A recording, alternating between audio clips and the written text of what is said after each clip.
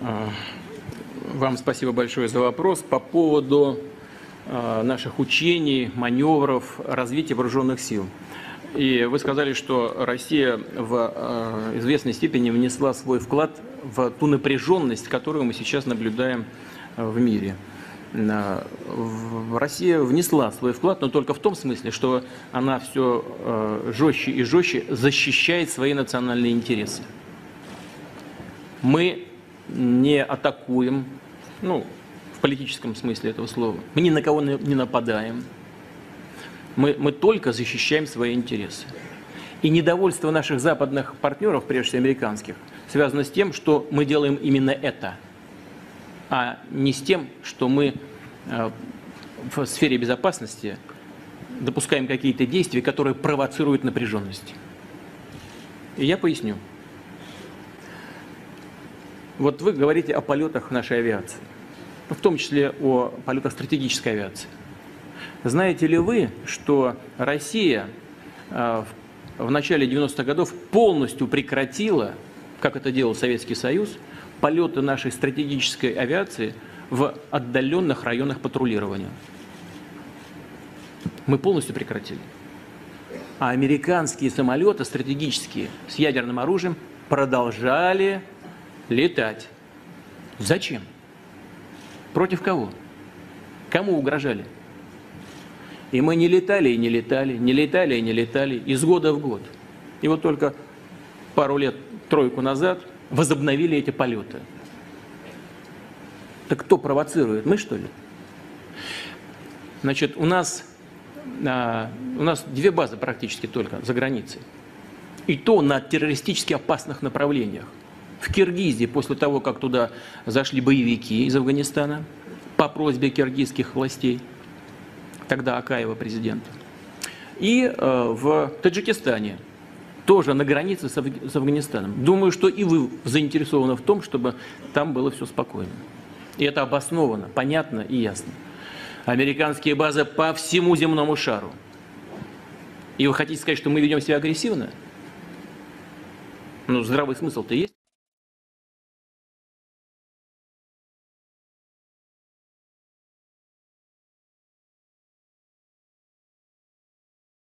President, at the risk of being shot down, the numbers of people who have been killed on the streets of the Philippines since you came to power 6 weeks ago have risen to around 1,000. Now, I know you have been contemptuous of your critics, but they are accusing you of unleashing a national death squad. Where is this going to end? Because some are saying that the social fabric of the Philippines is at risk here. Good. That's a very good question. Because at the other past, in the distant past, no police was ever willing to really work and risk his life. You know, it was a practice before. That's why I said I take full responsibility. You know why? Because they are now encouraged and even brave enough to have a shootout. The standard practice in this system of government is that when you accuse him, they would always file a counter charge and say that there's due process or that they were unarmed and anything, any answer that could give a leverage. And ordinarily, and you can check this out, in the courts, they have to use that leverage against the poor policeman. Now, remember in this country, no lawyer is provided for the policemen and the other men and the security officers when they get into trouble with the law. They are left at the mercy on their own. That was the policy before, and in the previous ones, they are left behind. So when I was mayor, I told them, go ahead, do your duty. But if you feel that you're in carrying out your duty, you will get killed. My God, shoot him first. And they were protected here, and there were cases filed, and I provided the lawyer. And for the time that they are suspended, that is why they are afraid. They face charges in court, then at the same time, when they are accused, they lose the job because they are suspended. And for the time that they are suspended, And the hearing of cases can take you to eternity, as low as it can ever be. The family is not without food. But with respect, sir, you as a lawyer know Yes. better than any of us how important this principle of innocent until proved guilty is. Look, Padilla said 2 years ago, there are 3 million addicts in this country. That was the last figure. Nobody cared to find out. Now it's my time. So, 2 years ago, between 2 years ago and now, how many do you think were hooked into drugs? Let us give it incremental increase of about, just be liberal about 700,000. So 3,700,000. And the confirmed 600,000 now was surrendered and took the test for drug addiction. How do you call it? Just a problem? Is it just a police problem? Or is it really a crisis for this country? It's not even epidemic, my friend. It is pandemic. So what am I supposed to do as a president? Empower the military and the police, for after all, they are there to protect the integrity and preserve the people of the Philippines. At the risk of gun law, sir. It can happen. It happens in America. They're shooting the blacks there. It shows on TV. It shows on TV. What's the difference between America and the Philippines? Nothing. So what is surprising here is surprising to us. We say policemen, they're shooting a black guy there. How many times had it happened in the past? That's why you have the violent demonstration. So, would it surprise you and me? Almost the same. 1 case only, 3 cases here. So what? It involves the same principle. Say, for every 1 black there dead, you have about 5 here. And so, does it make this world more livable because there is less killing? When you shoot a black there dead, what is that? Is that not appalling? When you bomb Syria and Iraq, and you kill communities, and you kill children and old people and hospital, what is it? And why is it that United States is not doing anything? I do not read anybody in that stupid body complaining about the stench there of that. Look at the iconic boy that was taken out from the rubble. And he was made to sit in the ambulance, and we saw it. So what's the difference? Life of a criminal, or maybe he was really rubbed out? We cannot discount it. But what do you think that Americans did to the black people there? Is that not rubbing out also? I say, well, it was just 1 community there, 1 state of America. Well, but you have there about 10. So what's the difference? Are we here for the counting or the basic principles of human rights? Almost the same. Okay, thank you, sir.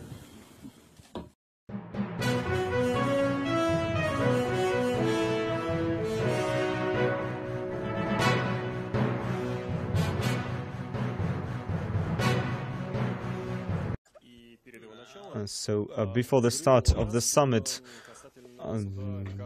there was the issue about the South China Sea and the Hague Court, and Mr. Obama commented on this issue several times, and the chairman of China also commented on this. I would like to hear your opinion on the matter, especially in the context of future Russian military tests in the area. Together with President Xi Jinping, we have a very friendly relationship, and it goes back years. But I would like to emphasize that he has never requested me to comment on this issue in any way. I've never heard this kind of request from him ever. But of course, we have our own opinion on this matter, and that is that we do not interfere, and we believe that any interference of of any other country coming from outside this region would only make the situation worse, and it would only obstruct a solution. We think that third countries that are not from this region should not interfere. That's number one. Number two, as for this Court of Arbitration in Hague and its decisions, we are in solidarity with China, and we support China's decision not to recognize the decision of this court. This is not a political position, it is purely legal, and that is the fact that any arbitration must be initiated by the conflicting parties, and the Court of Arbitration must hear the position of both parties. As you know, China never turned to the Court of Arbitration in Hague, and the court never examined China's position. So how can they subscribe and adhere to that decision? And we support China on this issue. As for the military exercises, they do not affect anyone's security, and they only are meant to strengthen the national security of both China and Russia. Did Xi Jinping try? Philippines, like the president has claimed, to be able to break out of the orbit of the U.S.? Well, the problem with President Duterte is that sometimes it's not clear whether his statements are just pure bluster and braggadocio, or are they really final policy statement? He says a lot of eye-catching things, but they're yet to be confirmed. Well, without a question, Duterte personally wants a much more independent foreign policy. He has a lot of reservations towards the United States. He's in fact a self-described socialist. I think a lot of this rhetoric also has to be taken against the context of growing criticism from the United States of Mr. Duterte's war on drugs. So Mr. Duterte is also very irritated with the Western criticism of his war on drugs. So perhaps this is his way of getting back at them. But I think more importantly, with Duterte set to visit China very soon in the coming weeks, he's trying to signal to China that he's a different kind of Filipino president. He's not a lackey or proxy of US. He's an independent president. And in fact, he's willing to tinker with relations with the US as a form of concessions. I won't be surprised if he really suspends joint patrols and joint exercises with the US in the South China Sea as a form of confidence-building measure with China, provided China also gives the Philippines significant concessions in the South China Sea. I think this is part of a bargain that he's looking at. Okay, Mr. Walsh, time for you to talk also. What is it exactly, do you think, behind the statement made by the Filipino president, Mr. Duterte? Is it of buttering up of words right before a visit to Beijing? Is it a personal dispute with the United States as a result of his war against drugs inside the Philippines? Or is it a strategic shift that he originally thought when he comes into the office? What nature is it? Yeah, well, yeah, I like my colleague, I think it's probably a combination of the first two. He definitely is a prickly personality. He is not unlike a certain presidential candidate here in the United States. He's liable to talk off the cuff, but there may also be some shrewd bargaining calculations going on here that by sort of pushing back on the U.S., he's in a better position to turn to China and extract some concessions, and perhaps to turn then back to the United States and extract concessions. But I think the core point that was made is the right one, which is we're going to have to wait and see, because a lot gets said, and it may be coming from the heart, but there's a difference between words and policy. And then even this morning in the Philippines, the ex-president Ramos, who was somewhat of a mentor or supporter of this president, has urged him to be cautious on his foreign policy. So he's in his first 100 days. We're going to need a little more time to actually figure out what's going on, and he's going to hit new bumps in the road himself. Right. I think this is a style, though very popular right now, is going to wear thin after time. So I'd say stay tuned, but I don't expect a dramatic formal change in the alliance anytime soon. Well, Mr. Yang, you have always been staying tuning. So from the Chinese perspective, what does that mean? If I could shape the question in another way for you to express yourself, how does China see the sea change difference between President Duterte and his predecessor? One, of course, had a huge problem with China, South China Sea, many of the other issues. President Duterte apparently want to break away from the United States and want to emphasize on China, Russia. How does China take this? Well, first of all, I like the very creative term of alliance of commerce. That's really something That's new. what he said. Right? He said, I'm going to create some new alliance of commerce. So in nature, he wants to make a sophisticated balance, strategic balance between the powers in this region by making use of all of the tools, military, mainly rely on the United States, economically, commercially, they may rely on China, and combined with, rely, even with Russia, importing some, buying some Russian weapons, increasing some imports and exports with Russia. All of those are possible. By making all of the things, I don't think Duterte will break completely the ties with the United States. To the contrary, he will make greater efforts to maintain the stability of the ties with the U.S. Meanwhile, to amend, even strengthen and improve the ties with China and Russia, so that the Philippines can get a better position among the powers. That probably is his plan. We don't know exactly what his plan is. Sometimes politicians' words are different from exactly what they're thinking or their actions in any country. But let me ask you this. If I could read to you, Professor Hidarian, this quote, President Duterte himself, some say, is largely responsible for this huge change that we have seen with the relations between China and the Philippines, relations between the Philippines and the United States. He earlier said this. Let's play this. I will establish new alliances for trade and commerce, and you are scheduled to hold war games again, which China does not want. This is something he said about the war games. But the question is, Professor Hidarian, is he able single-handedly change the earlier direction of the Filipino policies? Let me just mention a few things before you answer a question. You got American development aid, you got American military aid, you've also got quite a huge commercial ties with the United States. You have got a lot of personal interactions between the Filipino politicians and the American side. So the question is, even if President Duterte had this view or has this view, is it possible? Professor Hidarian. Right. I mean, a lot of strategists in the Philippines think that the previous president, Benigno Aquino, was too confrontational towards China.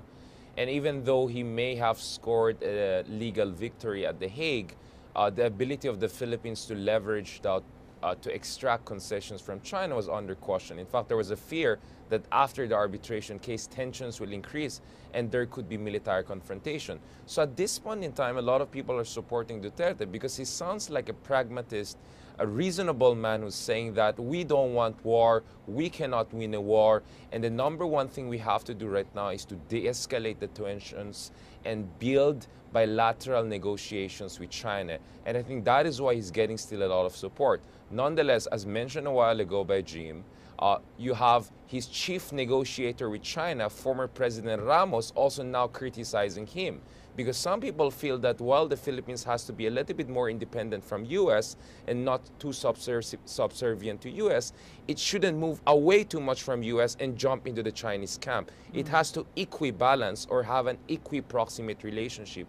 And if Duterte really goes ahead to try to sever ties with the U.S., he could really trigger a political backlash among the Philippine security establishment, if not the military, which is very dependent on American military logistics, financial, and intelligence assistance. Mr. Yang, it also has a lot to do about China's attitude. It's like a bouncing board diplomacy, is how you act and how you interact against one another. So what does China think about the place of the Philippines in the regional strategy of China? Where is the Philippines? Well, now the Filipinos' policies conducted by Duterte is in fast changing. So now it's too early to make a conclusion about the new president's policy towards South China Sea, towards the multiple powers. However, China sincerely welcome the new signals that is designed to cooling down the tensions. For example, it's saying he'd like to reopen the dialogues. That is the calling for long time by China. And so I think Beijing now is ready to restart the dialogues and the negotiations with Filipinos, and meanwhile has been ready for a wide range of cooperations with the Philippines if the new government really wants to do. So basically, no matter what true intention of the new governments, if the new governments conduct in sincere cooperation, no matter it's on South China Sea or other areas, China will certainly give a positive reaction. Mr. Walsh, we haven't heard once, but we heard several times coming from President Duterte that the U.S. has failed us. That's his words. Without explaining exactly how the U.S. has failed or what exactly he was referring to. Having said that, though, what would the recent words in the future possible actions coming from Duterte, President Duterte, mean for the U.S. overall planning, whether in the South China Sea and also largely Asia-Pacific region? Yeah, well, if this policy, if his policy actually resulted in a change of alliances or something major like that, it would have a big impact on the U.S. No doubt about it. But we're a long way from that. You know, we've already had a couple of reversals. You'll remember there was that little incident where he called out President Obama, told him he was going to tell him to go to hell just before they were supposed to meet at the UN. Then that meeting was canceled by the U.S. Then we had sort of a fudging over, and then they ended up meeting anyway, but you know, in an impromptu, brief way. You know, that may be a metaphor for what we see here, which is sharp words in public, followed by, you know, the spokesperson sort of massaging it, watering it down a little, and then eventually some sort of awkward reconciliation. It's hard to know. I think a lot, and I would defer to my Filipino colleague on this. I think a lot will depend also, that foreign policy will be influenced on how successful he is in his domestic agenda. And I think there's much criticism deserved over this war on drugs and all the vigilante killings, but it also has to be said that he has had an impressive 100 days on his domestic policy, making lots of changes, and that his poll numbers are very high, and that the Filipino people support the war on drugs, and probably feel, you know, let's face it, this was part of an imperial U.S. past, the U.S. taking the Philippines. So it wouldn't be surprising if there was some lingering resentment there, and that a nationalist and a populist could take advantage of it. But I'm guessing, and again, I'll defer to my colleague, but I'm guessing if he continues to be successful on his domestic agenda, and this doesn't wear out over time, that will give him more freedom of action on his foreign policy. Before we go, gentlemen, I do want to know a very important question, your answers to it. That is, will the Philippines or the US or China be able to play one power or one country against the other on this interesting trilateral relations, if we could use this word, among these three countries? Of course, I would love to begin with the Philippines. Can Philippines do that? U.S. against China, China against U.S.? Well, I think a lot of other mid-sized countries like South Korea provide a very good template for how the Philippines could move forward. The United States and South Korea have a solid military relationship. South Korea and China have disputes in the Yellow Sea, and yet if you look at the economic relationship between South Korea and China, they're very robust. And despite some diplomatic irritations between Seoul and Beijing, it seems they can get along very well overall. So I think the Philippines can learn from the experience of countries like South Korea by trying to have an equi-proximate relationship, not to play this one superpower against the other. This is not the Cold War period. Duterte is not a Gamal Abdel Nasser. This is the 21st century. You cannot play superpowers against each other, but you can have a reasonably positive and constructive relationship with all of them. All right. Mr. Walsh, what do you think? The U.S. against China with the help of the Philippines or without? Well, I agree with my colleague. I do think there's a bargaining space here. The Philippines is important to the U.S. The Philippines is important to China. That should give the new president some room to maneuver. Countries have done this before. It's a classic move of balancing one party against another. But I also agree there isn't going to be a dramatic shift in the chessboard here, and that it is possible. I mean, obviously, both China and the U.S. are important in the region, militarily, economically, and it will depend in part also on how China behaves. If China takes a more aggressive stance, that will cause problems, domestic problems for the Philippine president, and that may affect it. So there is certainly the potential here for not a revolution in relations, but a recalibration in which the Philippines repositions itself a little more closely to China. But again, that'll depend on how all the other players play this game. And so it remains an open and unsettled question. I see. Well, Mr. Yang, you probably can help us a little bit more with the plots. Yep, I'm glad to say I really agree with my two colleagues' view. Say no possibility and no intention among the three. Say make one power to against it, to be against the other. What I want to add is President Duterte's predecessor really played such a game by borrowing American power to against China, but such a game definitely damage Filipinos' national interest. That is the basic reason why Duterte began to adjust their foreign policy. Before we go, very briefly from every one of you, what to expect Filipino President Duterte's first visit to China, official visit as the president during the 100 days in the office? Mr. Walsh, briefly. I think it's going to go well for him. I think he's going to get literally the red carpet treatment here, and he's going to bask in it, and it's going to pay political dividends for him. So I expect it to go very well. Professor Hidarian?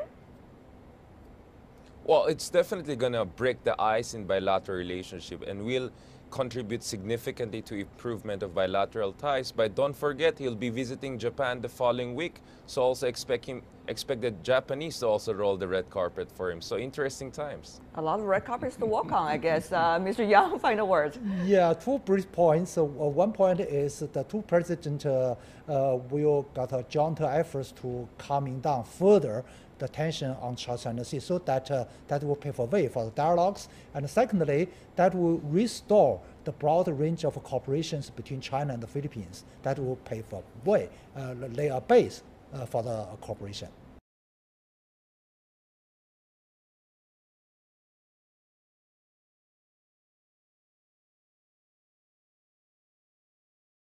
For more on the U.S.-Filipino relations in Beijing, we're having Mr. Teng Jianquan, Director of the American Studies Department at the China Institute of International Studies. In Washington, D.C., joining us is Ivan Eland, who is a Senior Fellow and Director of the Center on Peace and Liberty at the Independent Institute. Meanwhile, joining us from Manila in the Philippines, we are having Mr. Richard Hidarian, Political Science Professor at De La Salle University in the Philippines. Gentlemen, welcome to our program. First of all, Mr. Hidarian, what do you make of eventually the meeting between President Obama and President Duterte after earlier quite a dramatic exchange between the two sides? Well, the dust-up between President Obama and Duterte in some ways was not completely unexpected because a few weeks ago, President Duterte also made expletive statements about the American ambassador, Philip Goldberg. Duterte has been breaking one taboo after the other when it comes to relationship with the U.S. So somehow you were not totally surprised by this. What we were surprised about is when President Duterte, after trying to do some damage control and releasing a regret statement, and then the next day during the East Asia Summit, he made another criticism of the United States about its historical injustices against Filipino Muslims when Obama was in the crowd. So from what I know, they did not shake each other's hands at the end of the East Asia Forum. So in many ways, this represents some temporary diplomatic setback, but I believe that the fundamentals of bilateral relations will continue. Mr. Eland, what do you think Washington makes of this new president in the Philippines? Obviously, he has quite strong personality and at times would have outbursts of words. What does Washington make of this personality? Well, I think they think he's another Donald Trump, only a Filipino Donald Trump, and I think they're probably not too far from that. You may not like a country's policies, but when you disrespect their leader, I mean, no one likes that, and it's a bad thing to do under any circumstances. I think the real problem is that the United States goes around to these leaders and begs them to be U.S. allies when it should be the other way around. The United States is defending the Philippines, is defending Japan, is defending South Korea, is defending Taiwan against what all these countries are leery of, a rising China. Well, if the U.S. didn't do that and retracted its defense perimeter, you would see those countries being really nice to the United States because they want the trade and they want the economic benefits of dealing with China, but they also want the U.S. protection in case they have a dispute with China, such as over the South China Sea or the East China Sea. Mr. Tang, here in Beijing, what do you think President Duterte is trying to do from the Chinese way of looking at him? I mean, on the one hand, he is still finger pointing to China to a certain extent, for example, during the East Asia Summit. But at the same time, he also, with his words, distanced himself and possibly the Philippines from the United States, temporarily at least, it seems. What does China make of this reality? Duterte had been in the office of the presidency of the Philippines already for 2 months, and so far we cannot give a very clear-cut interpretation of his policy toward China. Sometimes he said good words to China, some said he said a better word toward the United States. But I think at least the 2 points I'd like to mention here. The first, he is realistic as compared with the previous president, Aquino III. And he's from the grassroots. He's quite familiar with the situation of the Filipino society, and he'd like to improve the social life of the country. This is the #1 job for him. And the second, the criticism against the United States and against President Obama actually is anger from the recent years' cooperation between the two countries. Now, the United States only gave some lip service and no real support or assistance, especially after the announcement of the ruling of the arbitration. And the Secretary of State, John Kerry, gave a very clear statement saying there is nothing to do with the United States in this regard. So I think this is actually anger from the Philippines. Duterte just expressed the anger from that country. All right. Mr. Hidari, I want to come back to you now. It's very important to understand for many in this region, what exactly does the Filipino president have in mind? What is his priority? How does he see the domestic issues, for example, the drug war going on over there, and his spats with some of the political enemies he had at home.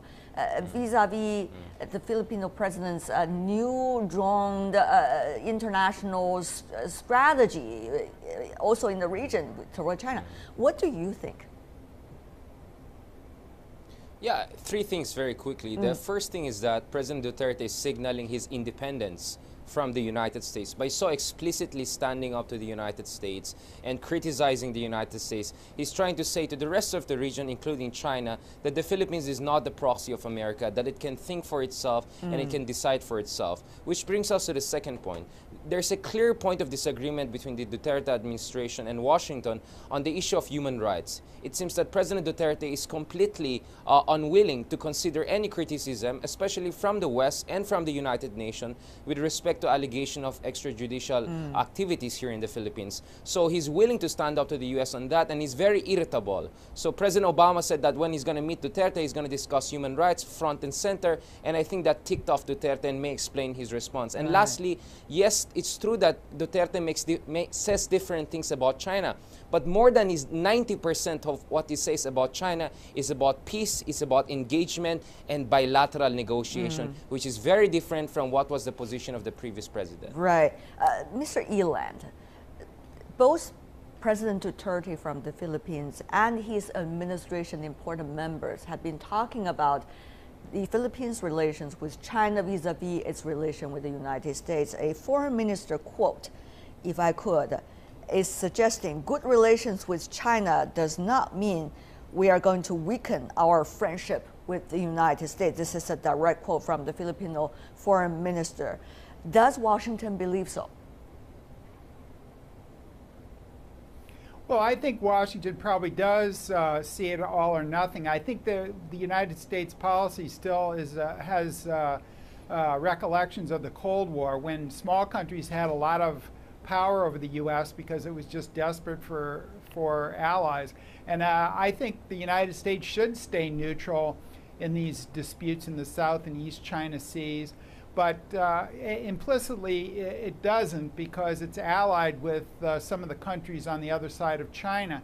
I don't see, I think China's territorial aspirations there are completely unreasonable, but that's not the problem of the United States. And I think the United States really ought to, and Donald Trump has pointed out this in the presidential campaign, the United States should question some of these alliances and what we're getting out of it. It's makes our foreign policy very inflexible, and it allows leaders like the Philippines and other leaders to do these things. And I don't fault them for doing that.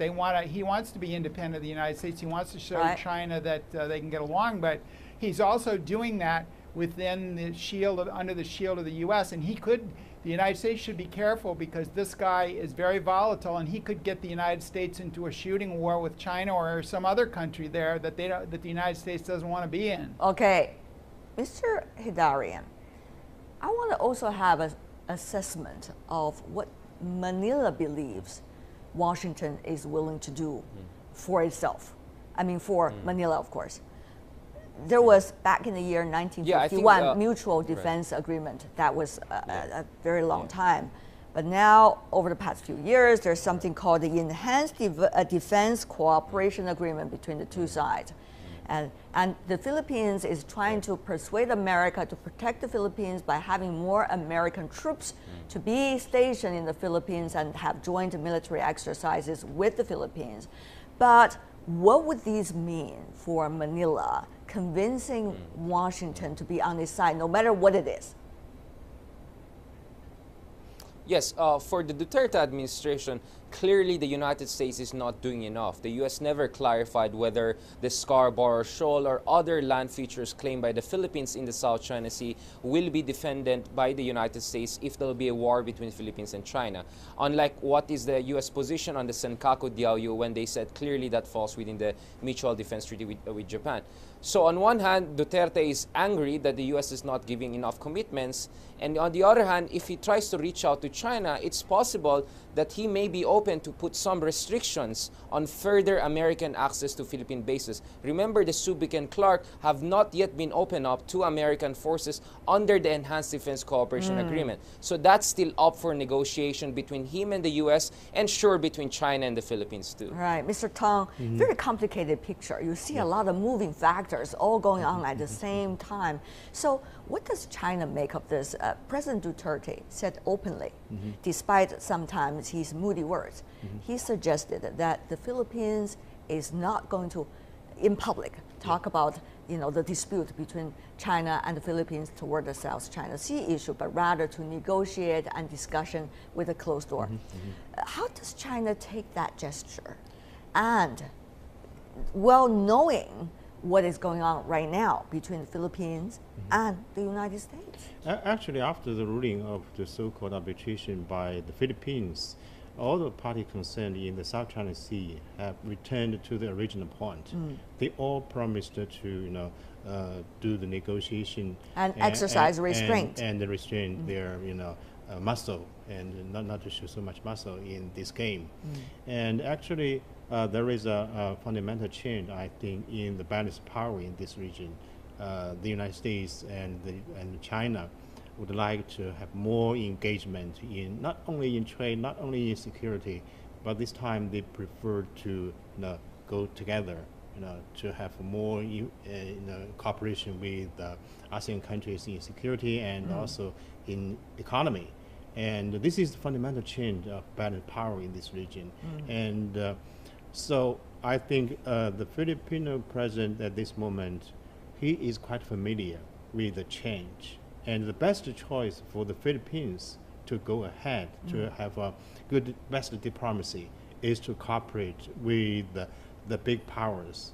We used to say the ASEAN countries would like to have more cooperation in security with the United States and more cooperation in economy with China. But this time, after the fundamental change of balance of power, they have to find a good solution, to find the best choice to maintain the balanced relation with China and with the United States. Mr. Yilan, following what Mr. Tang in Beijing just said, I want to also have your assessment. What has changed regarding the issue of South China Sea? Have all sides, well, they're suggesting we need to exercise restraint, at the same time done some soul searching about how important really is this issue to all of them, and how strategically they want to approach this? Or this is only going to be one of those issues that are on the list to be handled? This is very important. Is it still going to be the priority issue, Mr. Yilan? Well, I would hope that it would, people would reconsider what's been going on, because I think it's very dangerous for all these countries to be jousting in the South China Sea. And I'm hoping that the U.S. doesn't get dragged into it. From my perspective, the U.S. really shouldn't be caring about, a bunch of rocks in the South China Sea, which is really what the dispute is. The United States should have stay neutral, but it should be really neutral, because it's not now. It says it is, but it has alliances both in the South China Sea and the East China Sea with one side of the dispute. And I think, you can say that there's a web of economic interaction, but when it comes down to security, there's China and then there's everybody else. At least that's how a lot of these smaller countries feel. And the U.S. is, by treaty, required to defend these countries. And so, but what do we get out of it? We haven't gotten any much from Japan and South Korea economically, and we're certainly not going to get anything from the Philippines economically. So I think Mr. Trump is right in a certain respect, and that is we need to reconsider our alliances in the Eastern. Well, Mr. Yilan, really need them anymore. Mr. Yilan, you just revealed to the rest of the world you're probably is one of those Trump supporters. But having said that, let me go to Mr. No, I'm not a Trump. I'm not a Trump supporter, but I think he does. I think he does make sense on that particular point. I would not vote for Donald Trump. All right. I think he's a wild man, and I think the leader of the Philippines is right up there with him. I wouldn't check your track record when it comes to voting, but let's just put that joke aside. Mr. Hidarian, okay, there are a lot of things facing the Philippines right now, what is going on inside the country, and also at the same time, your most important ally, the United States, they have an election going on just in a few months. Two candidates have very different opinions. And also, you have this China and the United States, at least during the G20 summit, they apparently work together even on the climate change issue, which has been applauded by the rest of the world. Yeah. And also, you have China, in a way, willing to talk to the Philippines about issues of common concern for negotiation. So what would all of these factors mean for Duterte's administration's choices when it comes to the hard issues between China and Philippines? Mr. Hidarian. Right. Yeah. I mean, first of all, with respect to China, it's very likely that within a month, President Duterte will visit China. This is what I'm hearing, that he may choose China as his first state visit. And that will be very important because the optics will be very clear. After this dust-up with President Obama, after his gay slur comment against the American ambassador, now he's choosing China possibly as his first state visit, which is very different from other Filipino presidents who almost always chose United States as the first state visit. Well, we'll see now what that happens. will have an impact on U.S. elections, because that will put pressure on Hillary Clinton to prove that President Obama is not weak and what's happening with the Philippines is not as a result of the pivot Asia or the failure of the Democrats' foreign policy. And for sure, Donald Trump will make the most out of this. We don't want to go to Donald Trump's story, but Mr. Tang, without further commenting on Mr. Trump's strategies, let me ask you before we go. Is this an opportunity? Or is this going to be just a break from further contest and further tension in the region? As we mentioned just now, I think the transition of power in this region has been under its way, and there is no terminal at so far. I think we should have a close look at the development, and I think the situation in the South China Sea actually is a security dilemma for the two big powers in this region, and the ASEAN countries are very cautious about the competition between the two big powers. They worry about the competition. They worry about the possible clash between the two major powers. So they change their policy toward the United States and toward China. So this is a bad choice, but I think we still haven't found the good solution out of the security dilemma between the two big powers. What about the president of the Philippines? He was annoyed over U.S. criticism of his human rights records. Rodrigo Duterte sounding pretty definitive about severing ties with Washington.